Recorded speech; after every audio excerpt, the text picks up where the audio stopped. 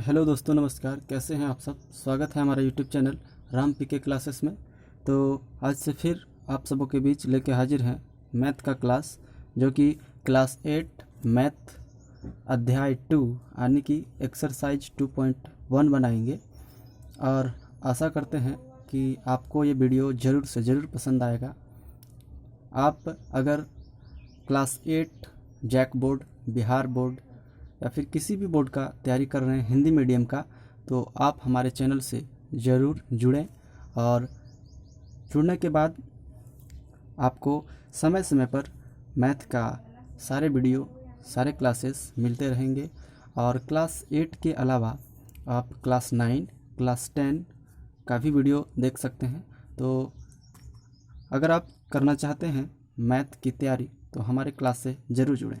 तो चलिए बिना टाइम वेस्ट किए हम लोग चलते हैं आगे की ओर, जो कि आज हम लोग अध्याय 2 का यानी कि वर्ग और वर्गमूल के बारे में पढ़ेंगे। ठीक है, तो सबसे पहले हम लोग समझ लेते हैं कि वर्ग और वर्गमूल होता क्या है। तो जैसे कि हम लोग जानते हैं कि किसी भी संख्या को उसी संख्या से गुना करने के बाद जो संख्या हमें प्राप्त होता है वो उस संख्या का वर्ग होता है। जैसे यहाँ पे हम गुना करते हैं, जैसे 1 का हम यहाँ पे 1 गुना 1 लिखेंगे तो ये 1 का स्क्वायर हो जाएगा। इसको हम लोग वर्ग कहते हैं। जैसे हम यहाँ पे 4 लिखते हैं तो यहाँ पे 2 गुना 2 यानी कि 2 का स्क्वायर हो जाएगा। इसी प्रकार आगे हम बढ़ते जाएंगे।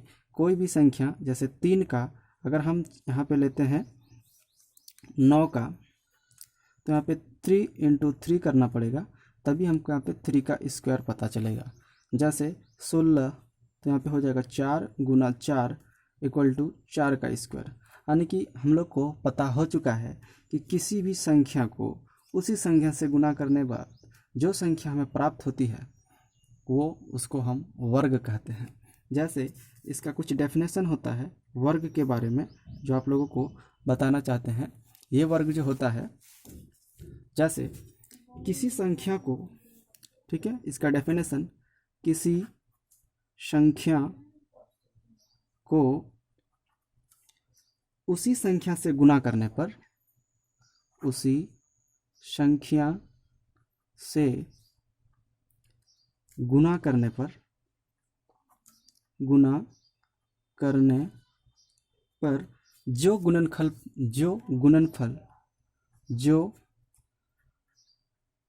गुणनफल प्राप्त होता है वह उस संख्या का वर्ग होता है। वह उस संख्या का वर्ग होता है। यानी कि हम इसको समझने का कोशिश करते हैं। वर्ग का मतलब किसी संख्या को उसी संख्या से गुना करने पर, मान लीजिए कोई भी संख्या 1 है, 2 है, 3 है, अगर हम उसी संख्या को किसी संख्या को उसी संख्या से गुना करें, जैसे 1 का 1 को ही गुना करेंगे, तो जो गुणनफल प्राप्त होता है उसे हम उस संख्या का वर्ग कहते हैं।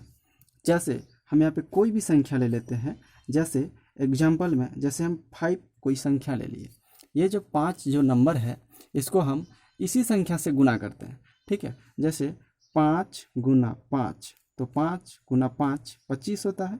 तो हम कह सकते हैं कि 5 जो है ये 25 जो है 5 का वर्ग है। तो सिंपल सा डेफिनेशन है, वर्ग के बारे में आप लोग समझ गए होंगे। तो इसी प्रकार 9, 16 एवं 25 क्रमशः 3, 4 और 5 के वर्ग हैं। तो इसी प्रकार हम आगे और भी समझने का कोशिश करते हैं। चलिए हम आगे की ओर देखते हैं। उसके बाद हम लोग पढ़ेंगे वर्ग के कुछ नियम होता है, जो उसका कुछ गुण होता है, किसे हम वर्ग कहेंगे। ठीक है, तो सबसे पहला हम लोग यहाँ पे कवर करेंगे कि पूर्ण वर्ग संख्या या वर्ग संख्या के कुछ गुण। ठीक है, क्या लिखेंगे कि पूर्ण वर्ग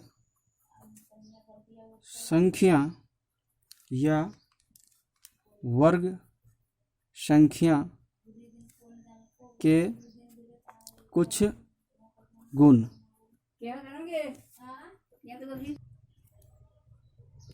तो इस प्रकार हम देख सकते हैं कि पूर्ण वर्ग संख्या या वर्ग संख्या के कुछ गुण जो होते हैं वो आपको जानना बेहद ही ज़रूरी है। जैसे यहाँ पे सबसे पहले दिया हुआ है कि नंबर 1, जिस संख्या के अंत में 2, 3, 7 या 8 रहता है वह पूर्ण वर्ग नहीं हो सकती। ठीक है, जिस संख्या के अंत में 2, 3, 7 या फिर 8 रहता है वह पूर्ण वर्ग नहीं हो सकती। जैसे 12, 23, 17, 8, इस संख्या में आप देख सकते हैं कि ये जो है नीचे ये सबसे इकाई अंक 8, 7, 3, 2 ये सब संख्या किसी भी संख्या का वर्ग नहीं है। दूसरा गुण, सम संख्याओं का वर्ग सर्वदा सम होती है। कोई भी सम संख्या हो उसका अगर हम वर्ग करते हैं तो उसका हमेशा वर्ग जो आएगा वो सम संख्या ही होगा। जैसे 4 का स्क्वायर, 4 एक सम संख्या है और 4 का हम अगर स्क्वायर करेंगे तो 16 आता है, यानी कि ये भी सम संख्या ये भी सम संख्या। जैसे कोई भी संख्या सम हो तो उसका हमेशा वर्ग क्या होता है, सम होता है। जैसे 6 का स्क्वायर 36, दोनों संख्या सम संख्याएं होती है। तीसरा गुण, विषम संख्याओं का वर्ग सर्वदा विषम होती है। अगर कोई विषम संख्या है तो विषम संख्या का गुण हमेशा विषम संख्या होगा। जैसे 3 एक विषम संख्या है तो 3 का स्क्वायर 9 होगा। जैसे 5 का स्क्वायर बराबर 25 होगा। इसी तरह चौथा गुण हम देखते हैं कि यदि किसी संख्या के अंत में यदि किसी संख्या के अंत में यदि किसी संख्या के अंत में शून्य की संख्या विषम हो, अंत में शून्य की संख्या विषम हो तो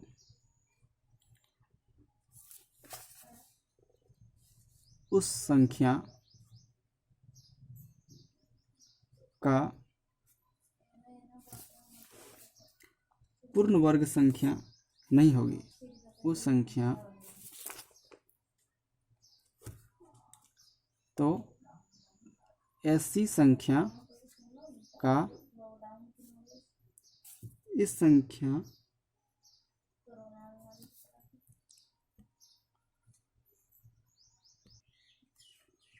तो ऐसी संख्या पूर्ण वर्ग संख्या नहीं होगी। ठीक है, हाँ, इसमें एक अपवाद है कि शून्य को छोड़कर शेष संख्या पूर्ण वर्ग हो तो संख्या पूर्ण वर्ग संख्या होगी। और जैसे यहाँ पे कुछ एग्जाम्पल देते हैं कि 60, इसमें शून्य की संख्या विषम है तो ये किसी भी संख्या का वर्ग नहीं है। जैसे 1 0 0 0, ये इसमें शून्य की संख्या विषम है, 3 है तो 3 क्या है, विषम संख्या है। इसीलिए इसमें कोई भी ये किसी भी संख्या का वर्ग नहीं होगी। जैसे और 5वां नंबर एक पॉइंट है कि यदि एक संख्या के इकाई के स्थान पर 1 या 9 हो, ठीक है, यदि किसी संख्या के इकाई स्थान पर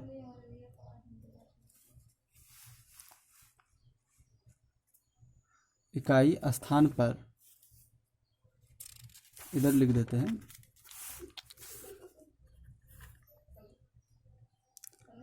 यदि किसी संख्या के इकाई स्थान पर 1 या 9 हो, 1 या 9 हो, तब इसकी वर्ग संख्या के अंत में 1 होगा। तब इसकी वर्ग संख्या के अंत में 1 होगी। ठीक है, जैसे 9 का स्क्वायर कितना होता है, 81। इसका वर्ग करने के बाद इसका जो इकाई अंक कितना आया 1, ठीक है। जैसे 21 का स्क्वायर कितना होता है 441, इसका इकाई कितना है 1। इसी तरह बहुत सारा एग्जाम्पल है जो हम लोग ले सकते हैं, ठीक है। अब चलते हैं क्वेश्चन की ओर। देखिए पहला क्वेश्चन ये आप सब, निम्नलिखित में कौन कौन सी संख्या पूर्ण वर्ग संख्या है, यदि नहीं तो उसका कारण बताइए। तो इससे पहले जो आपको हम पहले वाले रूल बताए थे उस पे जाना पड़ेगा। जैसे यहाँ पे आपको हम सबसे पहले क्या बताए थे कि जिस संख्या के अंत में 2, 3, 7 या 8 रहता है, ठीक है, ध्यान से सुनिएगा, जिस संख्या के अंत में 2, 3, 7 या फिर 8 रहता है वह पूर्ण वर्ग नहीं हो सकती है, ठीक है। तो यहाँ पे देखेंगे ये जो मेरा पहला क्वेश्चन है, यहाँ पे इस संख्या के अंत में कितना है 7 है, कितना है 7। तो क्या ये पूर्ण वर्ग होगी? नहीं होगी। हम आपको अभी तुरंत बताएं कि जिस संख्या के अंत में 2, 3, 7, 8 है, ठीक है, उसका वर्ग नहीं हो सकता है। तो यहाँ पे लिखेंगे कि यह संख्या पूर्ण वर्ग नहीं हो सकती। क्यों? क्योंकि इसके इकाई अंक 7 है, ठीक है। पहला क्वेश्चन तैयार है। अब दूसरा क्वेश्चन की ओर चलते हैं। दूसरा क्वेश्चन में है ये क्वेश्चन नंबर बी, इसमें दिया हुआ है 1, 2, 4, 3, 3। अब बताइए कि क्या इस संख्या का वर्ग, किसी भी संख्या का वर्ग ये है, ये पूर्ण वर्ग है? तो बताइए नहीं है। क्यों? क्योंकि इस संख्या के इकाई अंक में 3 है। क्या है? 3। तो लिखेंगे 12, यह एक, चुक्की देके लिखेंगे, पूर्ण वर्ग संख्या नहीं है, क्योंकि इसके इकाई अंक 3 है। इसी तरह तीसरा क्वेश्चन जो है इसी प्रकार है 4, 0, 0। अब बताइए ये संख्या पूर्ण वर्ग संख्या है? तो हम कहेंगे हाँ। कैसे? क्योंकि हम इससे पहले आपको बताए थे कि अगर किसी भी संख्या के आगे शून्य की संख्या सम हो तो वह संख्या पूर्ण वर्ग होती है। तो ये शून्य की संख्या क्या है? सम है, इसीलिए यह क्या होगा? पूर्ण वर्ग होगा। तो लिखेंगे 400, यह एक पूर्ण वर्ग संख्या है, ठीक है। उसी तरह हम लोग डी नंबर क्वेश्चन देखेंगे। डी नंबर में भी इसी तरह क्वेश्चन है 1400। तो बोलिए ये संख्या पूर्ण वर्ग है या नहीं है? यहाँ भी देखते हैं कि यहाँ पे जो संख्या है ये शून्य जो है सम संख्या में, तो ये भी एक क्या है? पूर्ण वर्ग संख्या है।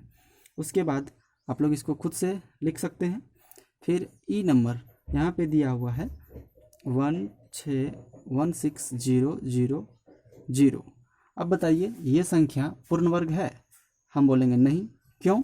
क्योंकि ये जो संख्याएं हैं यहाँ पे ये तो संख्या ठीक है, लेकिन यहाँ पे जो शून्य की संख्या विषम में है, 1, 2, 3, 3 एक विषम संख्या होती है, इसीलिए ये संख्या पूर्ण वर्ग संख्या नहीं हो सकती। तो लिखेंगे यह संख्या पूर्ण वर्ग नहीं है। कारण? क्योंकि इस संख्या में शून्य विषम है, इसीलिए यह पूर्ण वर्ग संख्या नहीं है। फिर F नंबर जो क्वेश्चन है यहाँ पे है 8452, ठीक है, 8452। आप लोग बताइए ये संख्या पूर्ण संख्या है या नहीं है, बताइए। आपको हम जो रूल बताए थे उसको याद कीजिए। उसमें हम बताए थे कि जिस संख्या के अंत में 2, 3, 7 या 8 होता है वह पूर्ण वर्ग संख्या नहीं हो सकती। तो इसीलिए पूर्ण वर्ग संख्या हो सकता है क्या, नहीं हो सकता। तो लिखेंगे यह संख्या, चूंकि यह संख्या पूर्ण वर्ग संख्या नहीं है, क्योंकि इस संख्या के इकाई अंक 2 हैं। इसी तरह हम जी नंबर देखेंगे।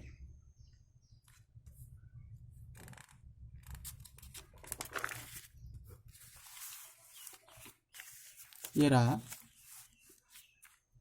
अब आपका प्रश्न संख्या जी। इस प्रश्न संख्या जी में आप देखेंगे यहाँ पे 7, 9, 2, 8, ठीक है। अब बताइए ये जो संख्या है इसका पूर्ण वर्ग संख्या है या नहीं है। तो आप लोगों को जो रूल हम बताए थे 2, 3, 7 या 8, तो इसमें भी देखते हैं इकाई अंक 8 है, तो ये संख्या पूर्ण वर्ग हो सकती है, नहीं हो सकती है। तो लिखेंगे यह संख्या पूर्ण वर्ग संख्या नहीं है। क्यों? क्योंकि इस संख्या के इकाई अंक 8 हैं। इसी प्रकार H का जो क्वेश्चन है इसमें भी दिया है 505050। अब बताइए ये संख्या का वर्ग है या नहीं है। हम आपको बताए थे किसी भी संख्या के अंत में शून्य कितना होना चाहिए, सम या विषम, सम होना चाहिए। इसमें क्या सम है, नहीं है। तो हम कह सकते हैं कि ये संख्या भी पूर्ण वर्ग संख्या नहीं है, कि यह संख्या पूर्ण वर्ग संख्या नहीं है। क्यों नहीं है? क्योंकि इसका लास्ट का जो संख्या है शून्य वो सम में नहीं है। तो अगला क्वेश्चन भी हम लोग दूसरा नंबर देखेंगे। इसमें बोला है कि निम्नलिखित का वर्ग सम या विषम संख्या बताइए। तो इसी तरह हम लोग आगे पढ़ेंगे। अब ज़्यादा वीडियो लंबा हो जाने के कारण इसीलिए हमको यहाँ पे रोकना पड़ रहा है। इसका प्रश्नावली 2.1 का अगला क्वेश्चन आपको अगले बार बताएंगे, जो कि अभी हम लोग नंबर 1 कवर कर चुके हैं। अगले बार 2, 3, 4 तीनों क्वेश्चन आपको बताएंगे अगला वीडियो में। तब तक आप लोग अगला वीडियो का इंतज़ार कीजिए। आशा करते हैं कि आपको वीडियो ज़रूर समझ में आया होगा, और अगर आपको अच्छा लगा मेरा पढ़ाने का तरीका तो आप लोग मेरे चैनल को लाइक सब्सक्राइब ज़रूर करें और कमेंट भी करें। धन्यवाद, थैंक यू।